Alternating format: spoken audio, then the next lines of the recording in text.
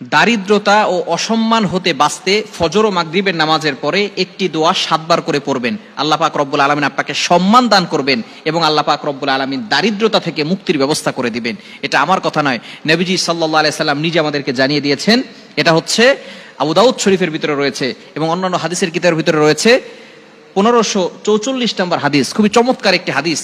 এই হাদিসটির আমল যদি আপনি করতে পারেন, এই দোয়াটা যদি আপনি শিখে নিতে পারেন এবং আমল করতে পারেন, আল্লাহ পাক রব্বুল আলামিন আপনাকে সম্মানের ব্যবস্থা করবেন এবং আল্লাহ পাক রব্বুল আলামিন দারিদ্রতা দূর করে দিবেন। খুবই চমৎকার একটি দোয়া। আমরা অনেক সময় দারিদ্রতার ভিতরে পড়ে যাই, অনেক সময় অভাবের ভিতরে পড়ে যাই। এরকম আল্লাহ পাক রব্বুল আলামিন পরীক্ষা করার জন্য মানুষকে বিভিন্নভাবে অভাবের ভিতরে ফেলে দেন। অনেক সময় আমরা কঠিন বিপদের ভিতরে পড়ে যাই, অভাব দূর হচ্ছে না, টাকা পয়সা ইনকাম হচ্ছে কিন্তু অভাব ঘর থেকে যাচ্ছে না। এরকম হয় কি হয় না? আবার অনেক সময় দেখা যাচ্ছে যে সম্মান হচ্ছে অনেক দামি একটা জিনিস। সমাজে চলতে হলে সম্মানের দরকার আছে না নাই? যদি আপনি অপমানিত হয়ে যান, লজ্জিত হয়ে যান, তাহলে কিন্তু আপনি মুখ দেখাতে পারবেন না। খুব মনের ভিতরে কষ্ট লাগে যে আমি লজ্জিত হলাম, অপমানিত হলাম, লাঞ্ছনা, এই লাঞ্ছনার জিন্দেগিটা খুবই কষ্টকর। এজন্য আল্লাহ পাক রব্বুল আলামিন যাতে করে আপনাকে সম্মানিত করেন এবং আপনি সকলের সামনে সম্মান পেতে চান এবং শ্রদ্ধা পেতে চান, সম্মানের সাথে চলতে চান, তাহলে অবশ্যই এই আমলটা বেশি বেশি করবেন। ফজর নামাজের পরে 7 বার, মাগরিবের নামাজের পরে 7 বার পড়বেন। দোয়াটি হচ্ছে আল্লাহুম্মা ইন্নী আউযু বিকা মিনাল ফাকরি ওয়াল কিল্লাতি ওয়াজ জিল্লা ওয়া আউযু বিকা মিন আন আযলিমা আও উযলামা। খুবই চমৎকার একটি দোয়া। আপনি আল্লাহর কাছে আশ্রয় চাচ্ছেন, আল্লাহুম্মা ইন্নী আউযু বিকা মিনাল ফাকরি, আল্লাহ দারিদ্রতা থেকে আমি আপনার কাছে আশ্রয় চাচ্ছি, ওয়াল কিল্লাতি ওয়াজ জিল্লা, আল্লাহ আপনার কম দয়া হতে আমি আশ্রয় চাচ্ছি, এবং আল্লাহ আমি অসম্মান হতে আশ্রয় চাচ্ছি। অর্থাৎ আল্লাহ তুমি আমাকে সম্মানের ব্যবস্থা করো। জিল্লাত, আল্লাহ আমাকে অপদস্থ করবে না, আমাকে লাঞ্ছিত করবে না, আল্লাহ তুমি আমাকে সম্মানের ব্যবস্থা করো। আল্লাহুম্মা ইন্নী আউযু বিকা মিনাল ফাকরি ওয়াল কিল্লাতি ওয়াজ জিল্লা। এরপরে আপনি দোয়া করছেন ওয়া আউযু বিকা মিন আন আযলিমা আও উযলামা, আল্লাহ আমাকে জুলুম করা হতে এবং নির্যাতিত হতে তুমি আমাকে হেফাজত করো, তোমার কাছে আমি আশ্রয় প্রার্থনা করছি। অর্থাৎ আপনি যদি কারো উপরে জুলুম করে ফেলেন তাহলে কিন্তু ভয়ঙ্কর একটি গুনাহের কাজ করে ফেলবেন, কারণ জুলুম আল্লাহ তাআলা সহ্য করেন না।